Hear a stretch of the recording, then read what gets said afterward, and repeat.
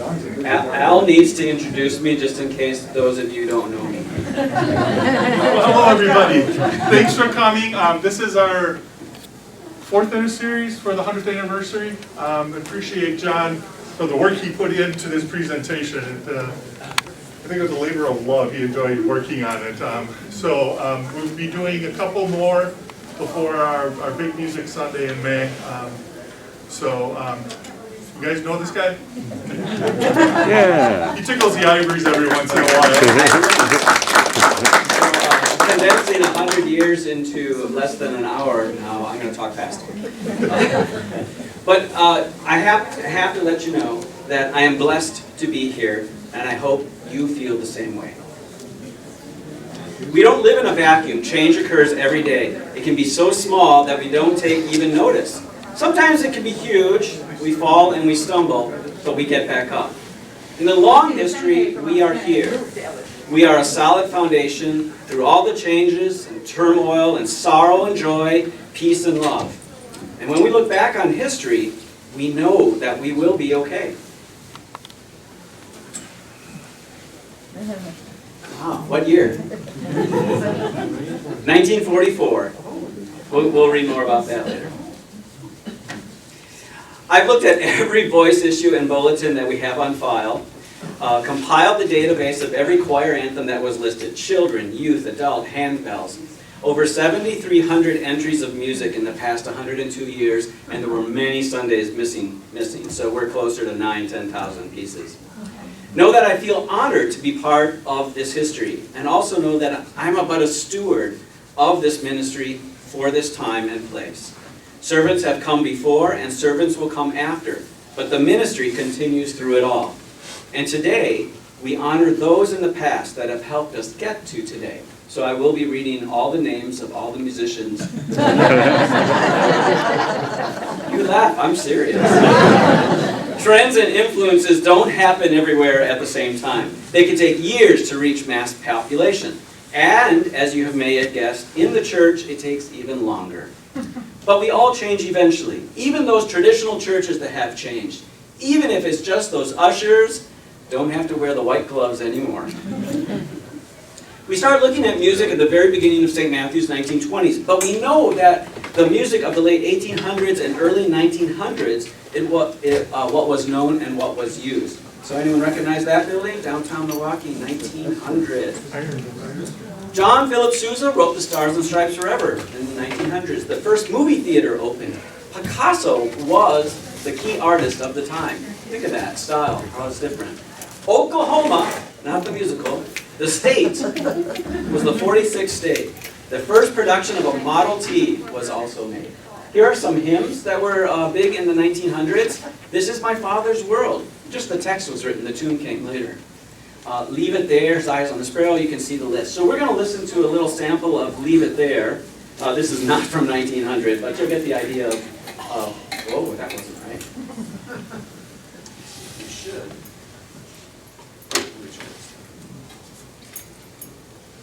The little bird, take her burden to the Lord and leave it there.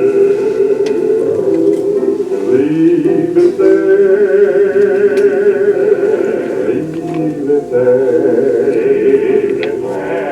Take your burden to the Lord and leave it there. Like the hair? If you trust Him, He will surely bring you out. Take your burden to the Lord and leave it there.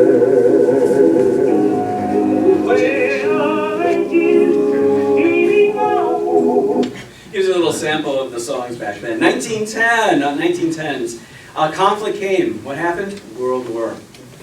The first toaster was introduced. How imagine that? Titanic strikes an iceberg. New Mexico and Arizona were admitted as states. Alexander Bell made a phone conversation between New York and San Francisco. The 18th Amendment. Anyone remember that one? No, you mean not that you were there, but you know what it is. No alcohol, right? And the Spanish flu hit the world, killing 20 million people worldwide. During this time, here are some hymns that were popular in the 1910s. Living for Jesus is what we're going to look at.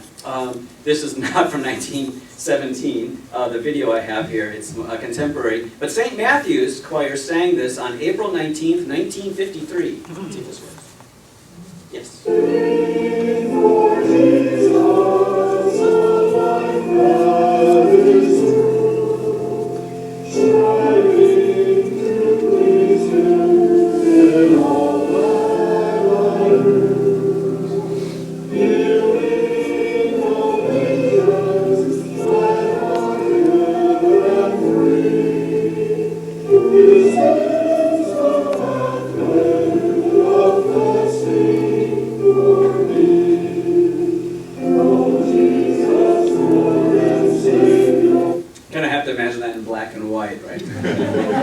Because they didn't have color back then.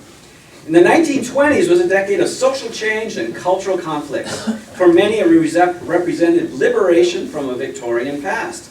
I think of the musical as Thoroughly Modern Millie as a good example of the transformation. But for many others, it seemed to be changing in undesirable ways. Society clashed bitterly over such issues as foreign immigration, evolution, Ku Klux Klan, prohibition, women's roles, and race.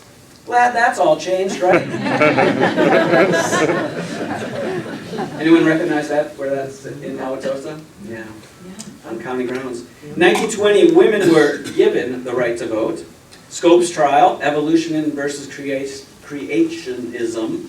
The first working television was invented. Jazz singer Talkie. What the first words were, anyone know? You ain't heard nothing yet. Right? Black Tuesday, 1929. And the phonograph and radio were, of course, more popular than ever before. Here are some hymns. We're going to listen to a little sample. You're going to love this one. Rockin' on the Waves, that was written in 1925. So now we're in St. Matthew's history. Rest and peace are on the other side. I am rocking, rocking, rocking, I am ready. I am We should book them for the Saints event. rocking, rocking, rocking, rocking,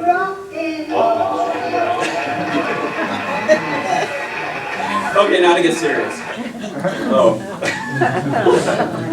She does look a little serious. But Mrs. Needling came to St. Matthew's. St. Matthew's now organized in 1920 and May 26th. And on December 18th, 1921, St. Matthew's original church, which is this chapel and library area, of course, was dedicated. And the choir sang, "Oh, How Amiable," by those music people. You think, oh yeah, Vaughan Williams wrote that. Well, right, but he wrote his version in 1940. So the version that they sang was probably by Dudley Buck, composer. I think that's my next slide here. So you can see the church, original church. Dudley Buck was one of the founders of the American Guild of Organists, so he was a really big name back then, and Eleonora would certainly have known him. Right here under the arrow is probably the pump organ that was used to accompany the choir.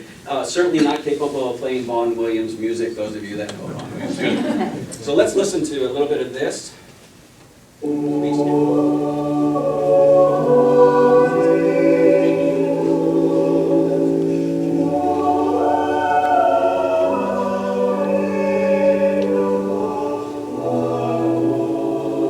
can almost imagine a choir in that little chapel-ish church, singing that with a wheezy pipe, pump organ.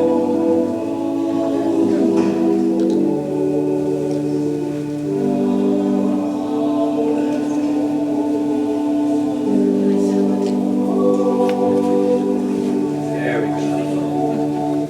So here we go, first junior choir in Wauwatosa, 1928, and Eleonora was in charge of that one. The first time they sang was on November 22nd, Thanksgiving Day service. Imagine trying to get the kids here on Thanksgiving Day to sing. Woo! Now, we have a senior choir. It started in 1921. Mrs. Harold Pripps. Let's see, do I have a picture of her? I sure do. There she is. and Eleanora's marked as there. If you can, while we listen to this next piece of the Awakening Chorus that was first sung in March 1929, just gather a picture. I mean, really look at their faces. It's kind of fun.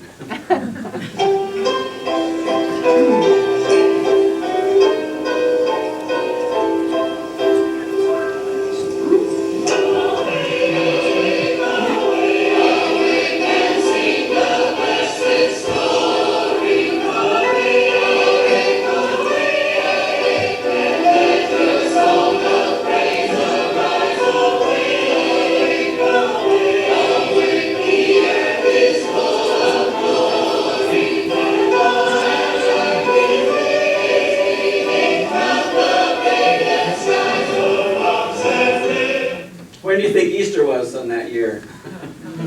March 31st.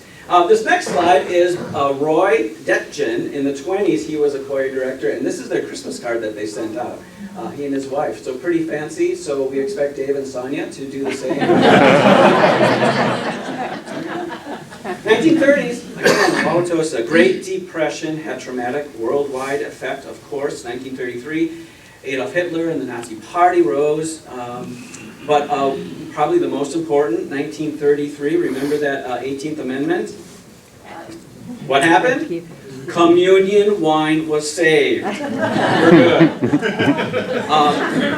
1936, the bass guitar was invented by Paul Tutmark of Seattle, Washington. So that's a downhill bass guitar. We're all in trouble now. German airship Hindenburg exploded. World events, World War II broke out. But the golden age of Hollywood also happened. Gone with the Wind and Wizard of Oz. So all this stuff was going around culture, in the culture. Radio was the primary source of entertainment, of course, that had stories, poetry, news, live music, variety shows, and more. Here are a list of some of the hymns that were written in the 30s. A lot of them we know. Go figure. Let All Things Now Living? Really? 39? Wow. Let's see. Yes, so here we have a 1935 choir, and for the 10th anniversary, they sang "The Radiant Morn Has Passed." So we're going to take a little look at that. They still have the little pump organ, so the reed organ came in 1937. Looks pretty fancy, doesn't it?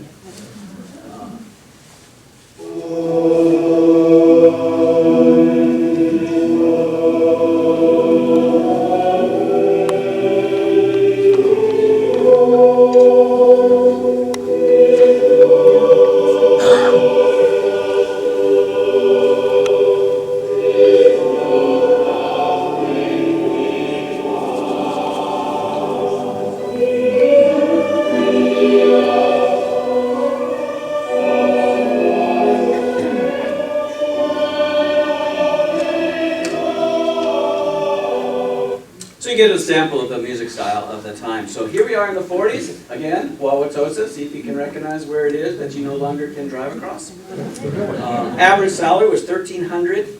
55% of U.S. homes had indoor plumbing. I know. Of course, World War II. United States got involved in that. Television began to be sold commercially. And Walt Disney released the movie Fantasia. So think about the music, the crowd, the mass population going to a movie theater to hear, not live, but big music, public music. Of course, the bombings of Hiroshima and Nagasaki ended that. And then shortly after that, the movie that came out that was popular, It's a Wonderful Life. Think about it again. What does a wonderful life mean to you? It's the emotional bonding coming back after the war. So all of this is happening in the culture as well. Popular music of the 40s was swing. Later in the 40s, crooners, Frank Sinatra came about, of course, and the earliest traces of rock and roll were coming out as well. There were not too many noticeable hymns. One was Just a Closer Walk with Thee. It was pretty famous. So on Sunday, again, I think Easter, April 13th, 1941, Angels Roll the Rock Away. And look who we find! Arvis right there. And Eleanor, you can follow the arrow down there. She's just prevalent everywhere. So let's listen to a little bit of what it would have sounded like in 1941. But notice that was written in 1917.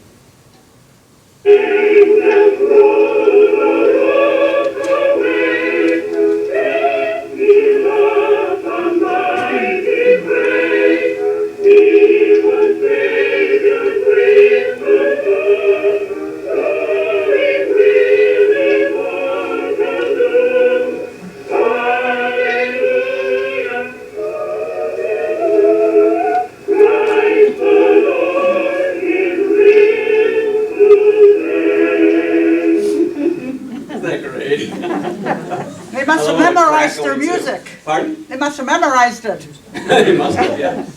Actually, John, two hymns, Amazing Grace and A Closer Walk with Thee, were put out as 45 singles.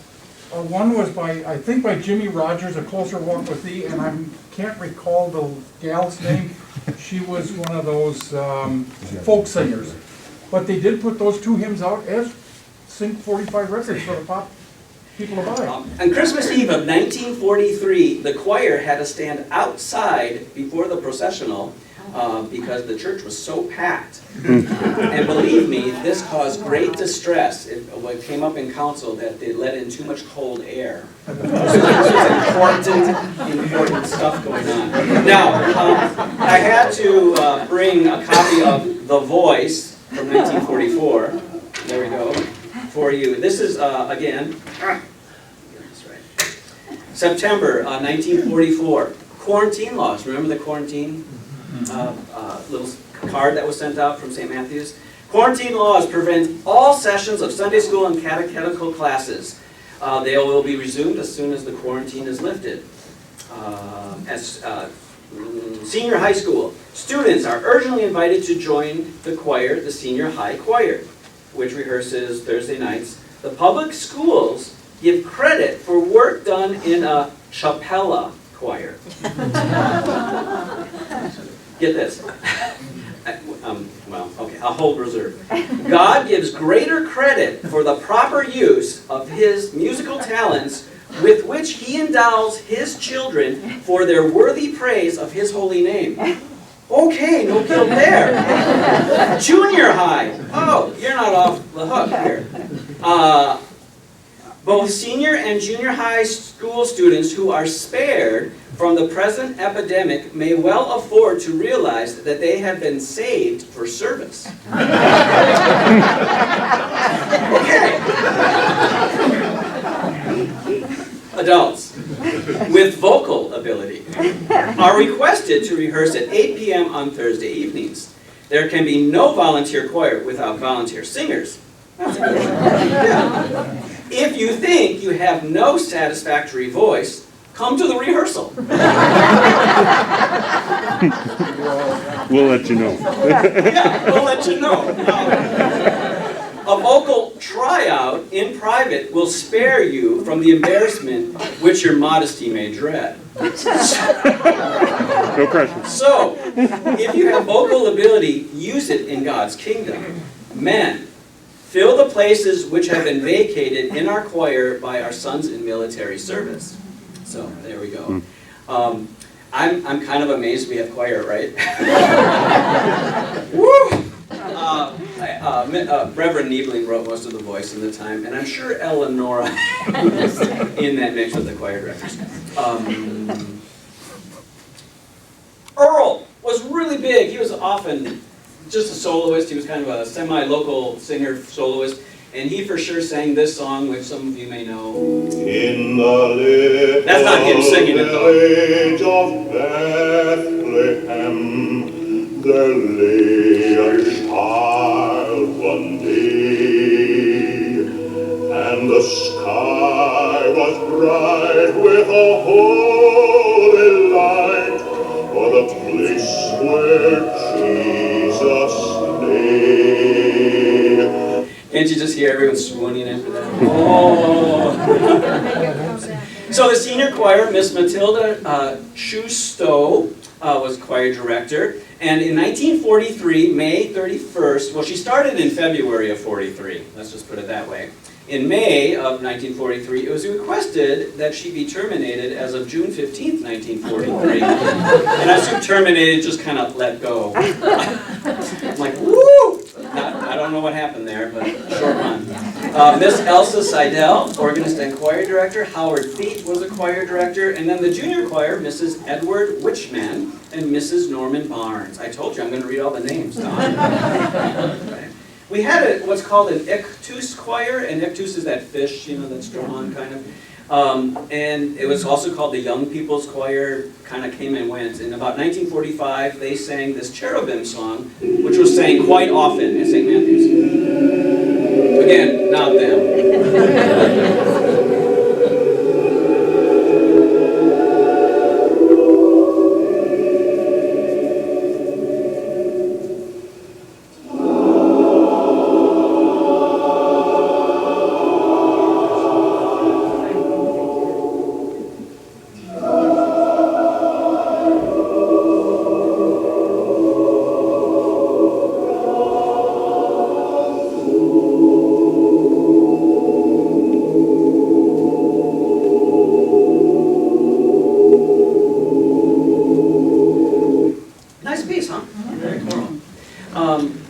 So we're still in the church. January 9th, 1949 was the groundbreaking for the new church. But here, we're coming up to the 50s. Oh, not quite. So again, the Hammond organ showed up, and where the arrows are pointing to is kind of the children's section in our library right now. That was the choir loft area. And in 1946, they sang in Joseph's Lovely Garden.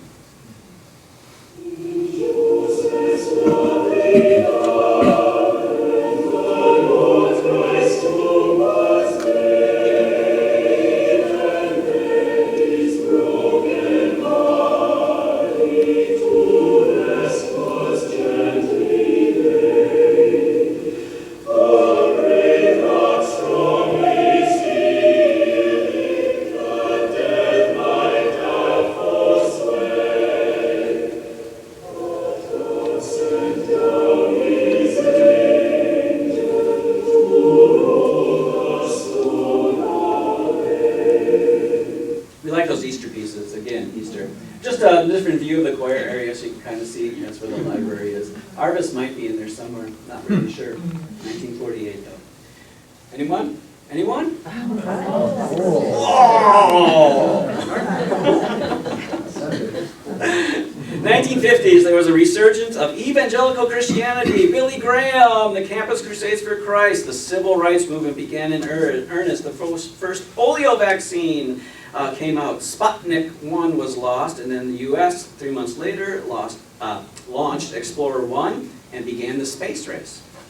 So in society, we see science fiction films and teen films. Rebel Without a Cause came out. Television skyrocketed. Sitcoms offered a view of middle class for the first time. The highlight one was I Love Lucy, which businesses closed early so people could get home to watch it.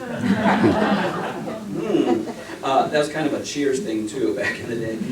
Musical and variety shows were distinguished programs for the adult viewers, is how they put it. Popular music, of course, was Frank Sinatra, Tony Bennett, Hank Williams, Patsy Cline, Judy Garland. Jazz music, Charlie Parker, Miles Davis. Rock and roll, remember that bass guitar inventor from a while back? He's making money. And Elvis Presley, of course. So there's the 50 church. Notice no stained glass windows yet. It looks a little elongated, it looks a little tall, doesn't it? That big black box kind of on the left is a Hammond organ speaker. The Hammond organ was in the balcony, but there was a speaker up front. Come up. Luther Bregeman was organist, and Howard Feet, the choir director for the 1950 dedication. And if I got this right, there's the choir, 1950 dedication. So there you see Arvison Pearl now. Pearl's been in a few others, I just couldn't find her. Eleonora is still there. And if anyone knows, Mrs. Carl Holda, if that's Lucille. I don't know. He's nodding, so I think so. Just so those of you that know Lucille. And so from 1953 to 67, it's a very long song. They sang King of Kings. We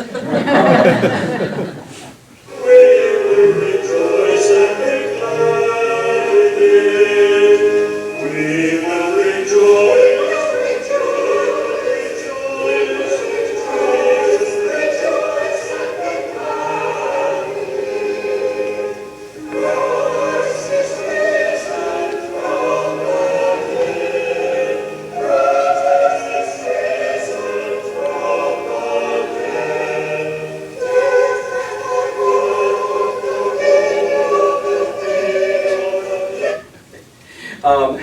By 1953, St. Matthew's had 3 choirs, a junior choir and 2 senior choirs. The second senior choir met on a different night to attract more people. So there we go. We should just have a five-night choir. Just come whenever, right? This is a confusing kind of picture because the Hammond organ is down front and not in the balcony, so I think it's Emerson. And Carl was a choir member. He was a Reverend Carl Holman. He was obviously a pianist, organist. But I had to put it in because I love the red curtain. So I'm going to request the council that again, you know,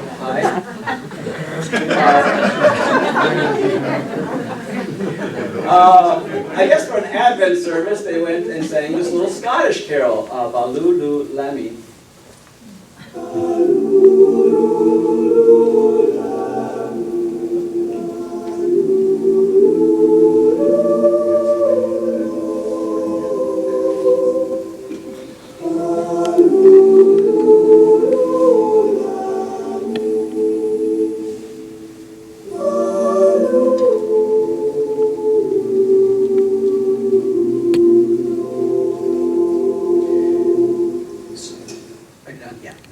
The Young People's Choir had a director of James Cannonberg. He was a seminary student. Senior choir had Eleanor Lefebvre. Recognize that name? Lefebvre, Locker. Henry Enslin. We recognize some of that name. Enslin. And Wayne Rear started in '59 and went through most of the '60s. So again, reading the names. So notice about the Balu Lu Lami is kind of the first time that I found that they're singing an ethnic song, a different culture, a kind of a folk song from a different tradition. It's definitely different from the traditional church music that was being sung there. So branching out in the 50s. And now, you know what that leads to? Marshall Fields in the 60s. I'm like, wow, that's great. Christmas time, right? Oh, happy times of the 60s, right? Oh, yeah. Well, they started happy, didn't they? Of course, forces arrived in Vietnam, civil rights, the Birmingham riots, civil rights address, Martin Luther King's I Have a Dream, President Kennedy assassinated, the Civil Rights Act was signed into law, first black riots erupted in major cities. Oh, 8-track tape. See it there? And the compact cassette. Again, the beginning of take your music with you. Young people began to revolt against the conservative norms of the times. Did we hear that in the 20s? Yes. It came back. Hippies, right? But the popular film was Sound of Music, 1965, right? And John was born. No. I'm older than that, Al, but you're older than I am. Popular TV show was I Dream of Jeannie, Star Trek. The space race. Smothers Brothers was on TV, and of course then Laugh-In. What was the big thing about those shows is they made fun and they criticized the current situation, the politics, the world. They were out there saying what they felt. That was a big deal. Then of course Martin Luther King was assassinated, and 1960s hymns. Look at 65, please. What? I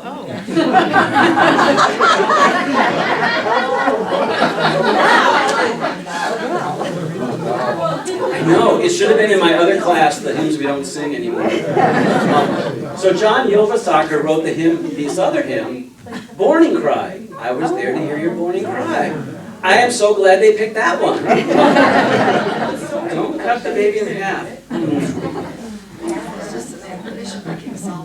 Yes, of course, but you gotta chuckle. Popular music entered into all hits now. Radio stations played only the most popular music. Countercultural movement was created and a market for rock and roll, soul, pop, reggae, blues music, and then of course the British invasion. 1964, the Beatles, right? In the world of St. Matthew's music, that's where I lost. Junior choir. Adelaine Lorenz was the junior choir director, and in memory of her was given the first set of two to three octaves of handbells. So that dates back, and that dates back to 1971. So the handbells are 50 years old as well. Mr. Glenn Navis, some of you may now know some of these names, was an interim junior choir director. Gwen Niewainer was the accompanist. Cleo Parnell was the director. The Young People's Choir was Mr. Wayne Rear. Senior choir was Clyde Parnell. And so there you see, the choir processed every week, and Emerson Lacolda was the organist, and there you see. And from 1962 is the first time they sang with the voice of singing. The last time it was sung was 95, and that one goes like this. With a voice of singing, declare he lives and let it be heard. Alleluia. Declare he lives, declare he lives, declare he lives, and let it be heard. Alleluia. Don't forget about the junior choir. There are their cherub faces. Isn't it lovely? I know. So they sang this piece in 1965, My Jesus is My Lasting Joy. It was by Dietrich Buxtehude, German composer pre-Bach.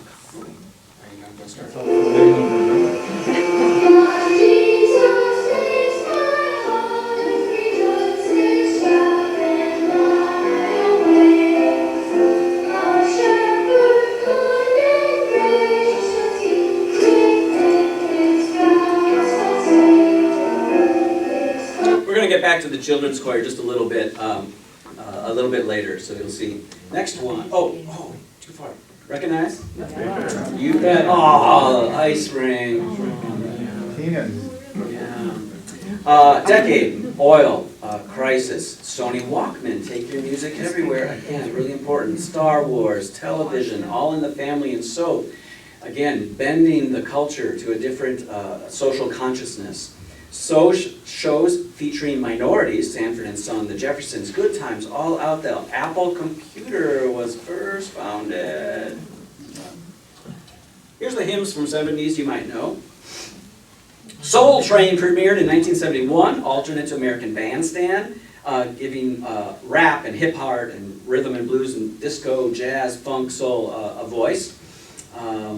And what about church music? There we have some of the hymns. We see more of the kind of praise chorus. Lord, listen to your children praying. There's more of a praise chorus coming in. Give thanks with a grateful heart. You think about One Bread, One Body that we sing. That was written in 78. That's new for Lutherans, but it's old for Catholics like me. Oh, who do we have here? Gary and Sue, right? They arrived in about 1973. Again, 75, in the 70s, we hear choir music such as E'en So Lord Jesus Quickly Come by Paul Montz. That was sung in, it's now an Advent anthem. He actually wrote it when his son was almost dying in the hospital, and he wrote Lord Jesus Come Quickly to solve whatever happens to his son. But it's a perfect Advent anthem, so we're going to listen to that.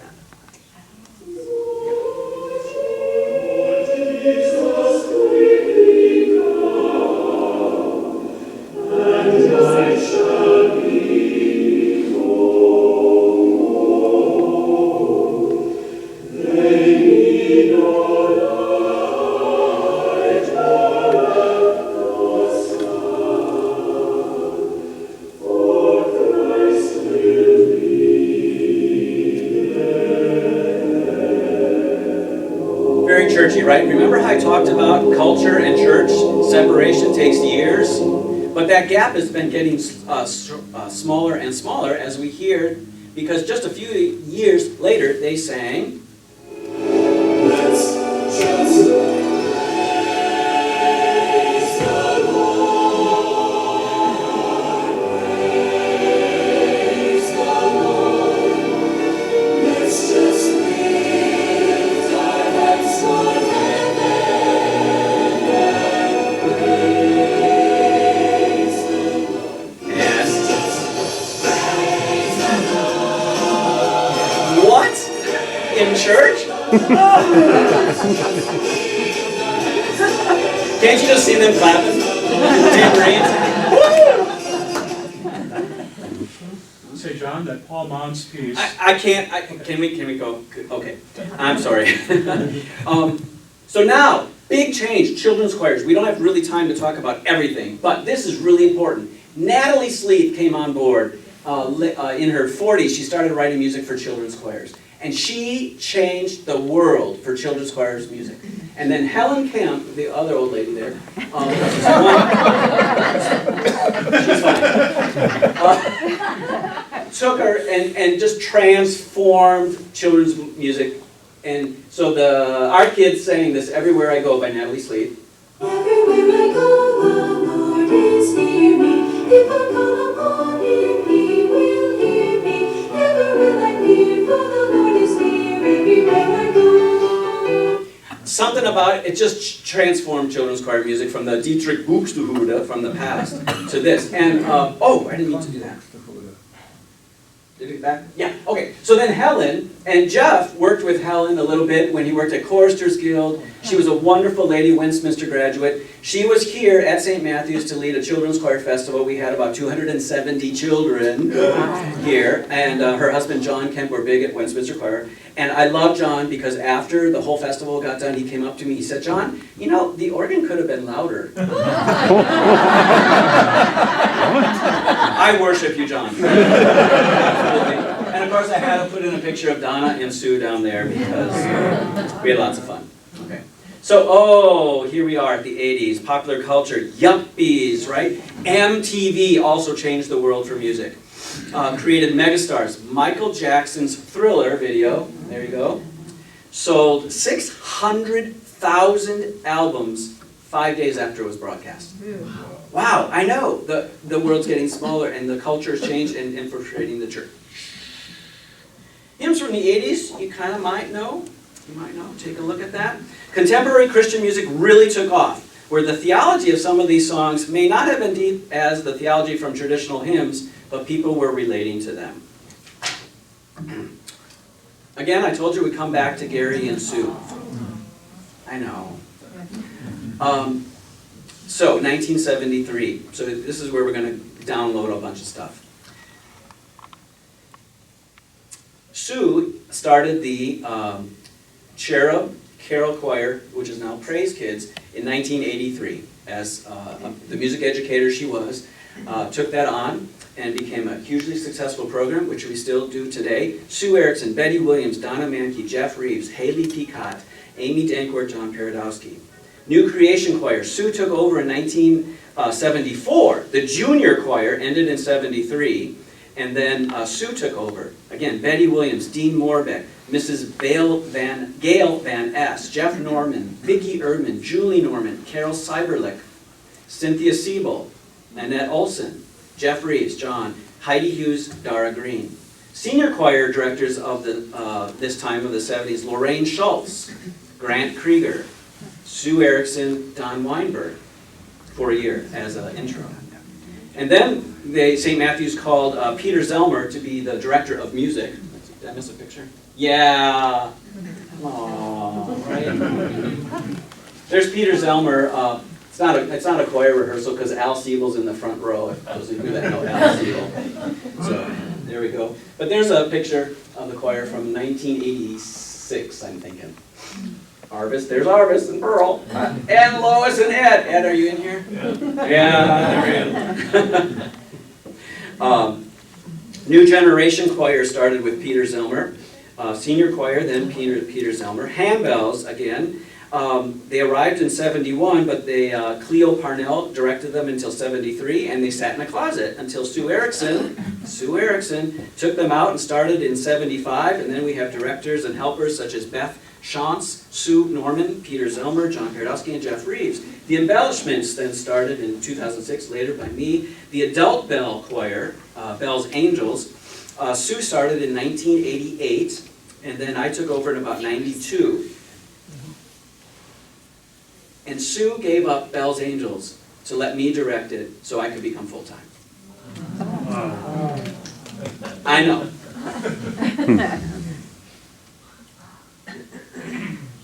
1980s music.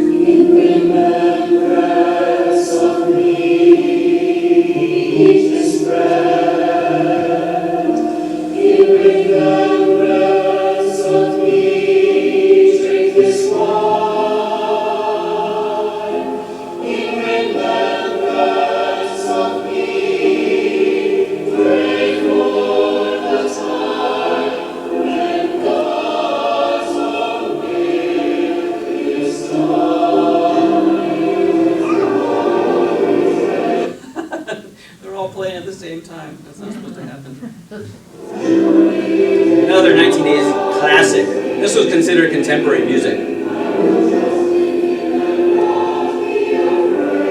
guys kind of know that song? We sang it at the dedication of the new church. Oh, sorry about that. So this, 1932, the choir sang this Christmas song. And there.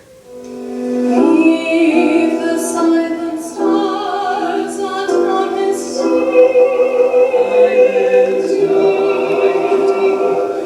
fragments from the hill that watch our king.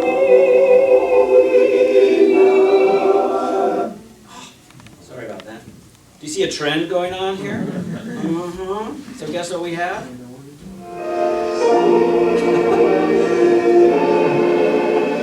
You just can't get away from Silent Night. It's everywhere.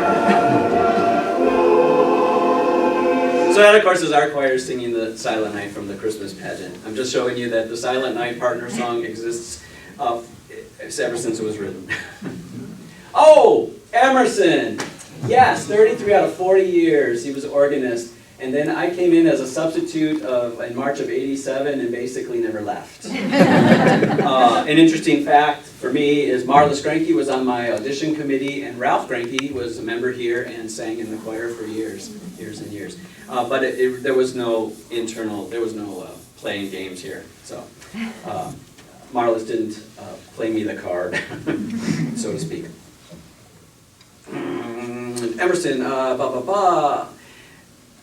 then in 1988, Dave Moore came to direct the senior choir. There we go. And now we're kind of all at stableness. Oh, you know what that is? All right, so we just got to say the mega church had changed the world. This, of course, was the Crystal Cathedral, which again had the TV show, right? On TV, they could reach people without leaving their living rooms. Who would ever do that? And why? Come on, right? The other place was called the Calvary Chapel, founded in 1965 in Costa Mesa. So the basic idea was just come as you are, barefoot.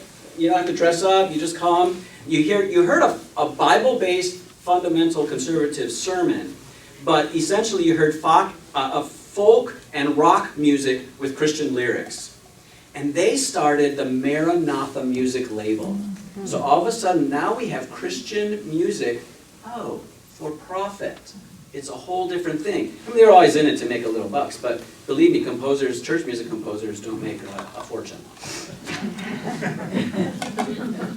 Here's a little picture of the new generation at a Christmas pageant, kind of fun. There's Seth Crawford, if anyone recognizes him, and Stephanie Church, you see her on the right there.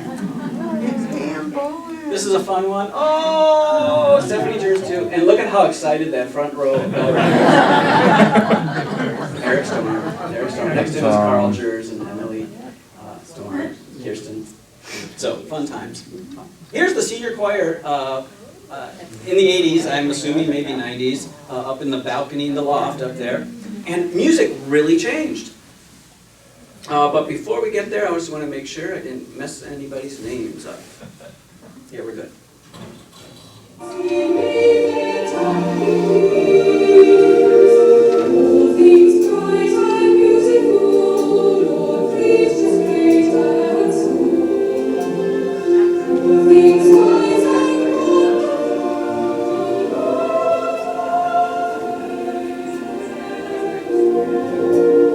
So what do you hear in that music that's different?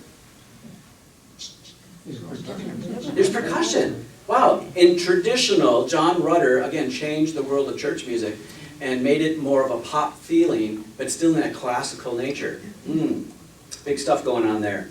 Notable things, in 1991, the grand piano we use right now arrived. Ruth Zarzi gave $5,000 in memory of Elmer to start that fund. Yeah.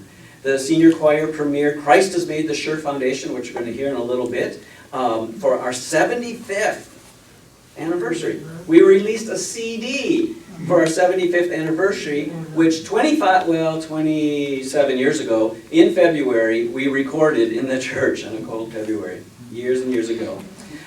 In 97, more changes in the 90s, the congregation voted for a new pipe organ. It passed by 97%. Yay, want the organ. It ended up costing $425,000. Bob and Betsy Fremming started it with a gift of $5,000 because Bob and Betsy wanted sound from the front of the church coming from the organ. Remember that Hammond organ speaker that was there? So that's what they had in mind. And so Bob ended up being on the building committee. He didn't like what we were doing for the transformation, what we have now. He wasn't in support, so he quit the building committee, and we thought, oh, don't remind him that he started this all with $5,000. And then, of course, after it was all done, he praised the outcome and said, absolutely, it was great. So here we have senior choir. I forget which piece this was. Had strings, obviously, and a big group.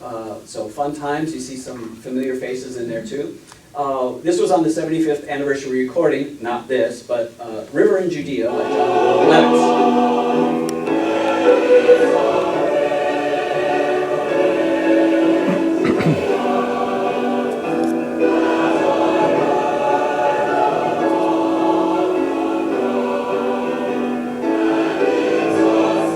So, moving on, we also had fun.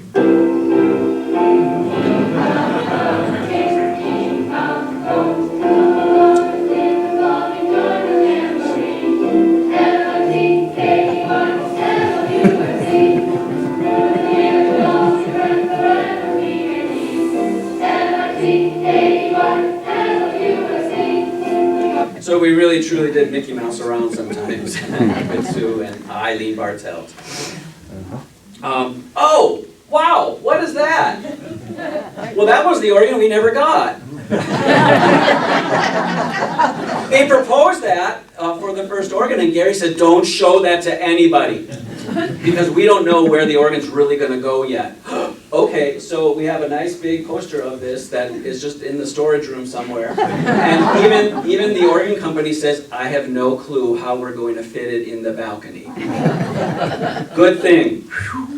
So you get to see something that rarely saw. Oh, and here we are, right? 2000.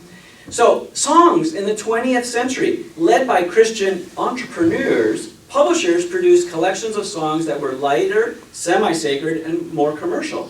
Subtly, publishers, parachurch organizations, and promoters were exercising control and influence over which hymns were being used in church services across the country. For the first time in the history of Christianity, commercial and financial motivations were playing a larger role than pastors and church leaders in defining congregational song.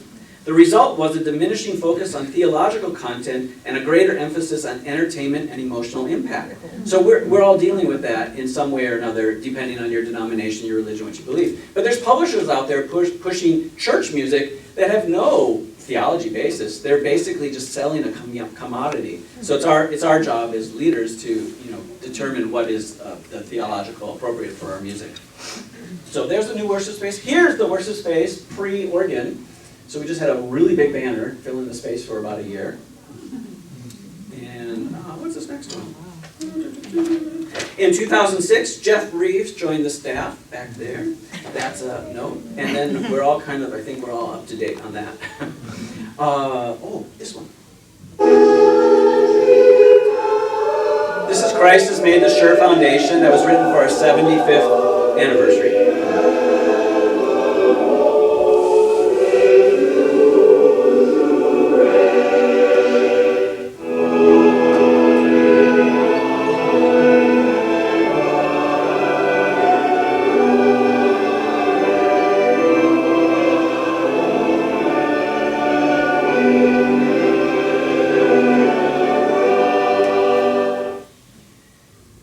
After a pageant, and I just wish to honor all of those people, and especially the souls who are no longer with us.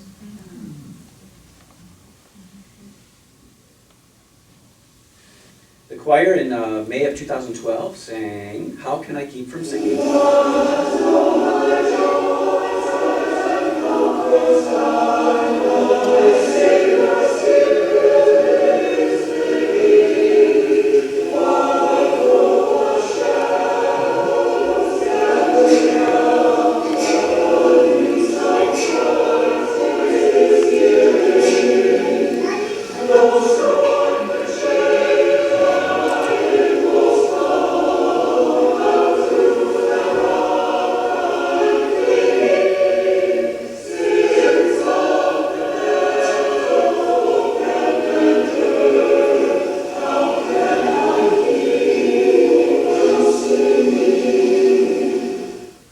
St. Matthew's is a place that welcomes outsiders to the outsiders.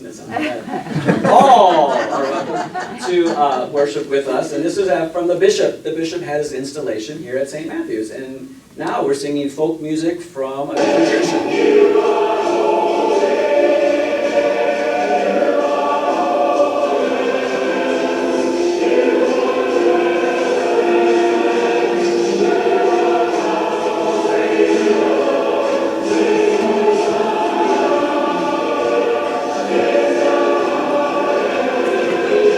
White people getting into it.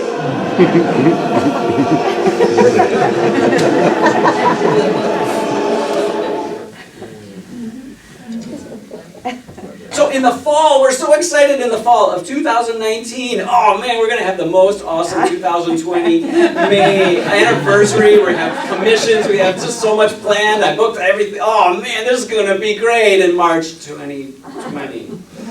Yeah. But your support has been awesome.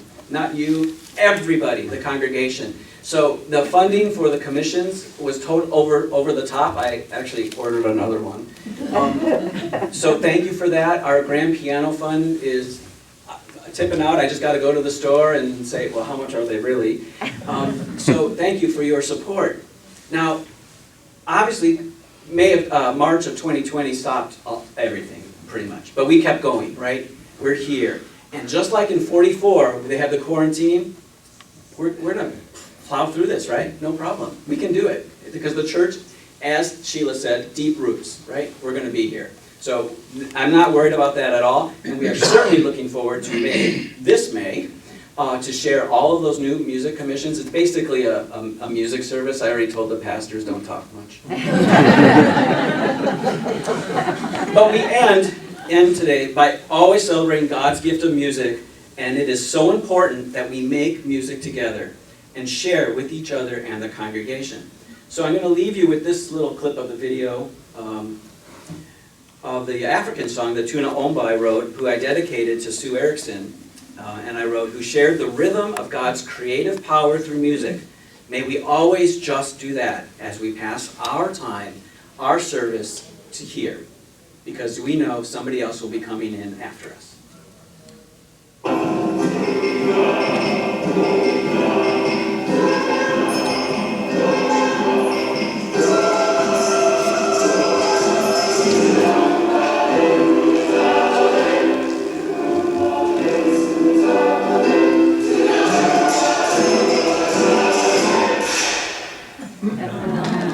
Thanks, everybody.